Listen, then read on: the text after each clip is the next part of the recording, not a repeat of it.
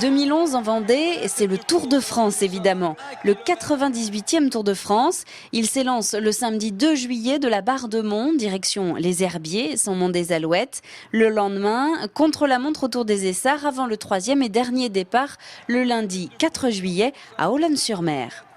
Au Sables-d'Olonne, si la clinique Porte-Océane accueille déjà des patients, le centre hospitalier Côte de Lumière doit lui ouvrir ses portes à l'automne. Fin 2011, les deux établissements réunis sur le site de la Vannerie pourront donc accueillir jusqu'à 229 Vendéens malades. Ils mettront également en commun tous leurs moyens matériels et humains.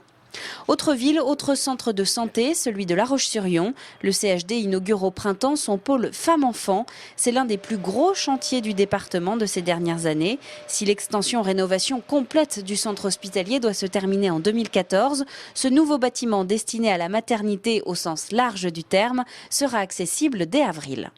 La Vendée en 2011, c'est aussi le dénouement d'un dossier vieux de 15 ans. Le projet de l'A831 est en tout cas engagé du côté de l'État, comme l'a annoncé dernièrement l'ancien secrétaire d'État chargé au transport, Dominique Bussereau.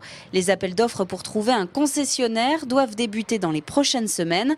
À terme, 64 km d'autoroute relieront Fontenay-le-Comte à Rochefort en Charente-Maritime. Xynthia a balayé les côtes vendéennes il y a presque un an maintenant. En 2011, l'État doit commencer à déconstruire les premières maisons qu'il a achetées. 632 logements figurent au final dans les zones d'expropriation arrêtées par le gouvernement. Et puis 2011, c'est aussi une année d'élections. Les dernières cantonales auront lieu les 20 et 27 mars prochains dans la moitié de nos 31 cantons de Vendée. Ce renouvellement est le dernier avant l'apparition des conseillers territoriaux.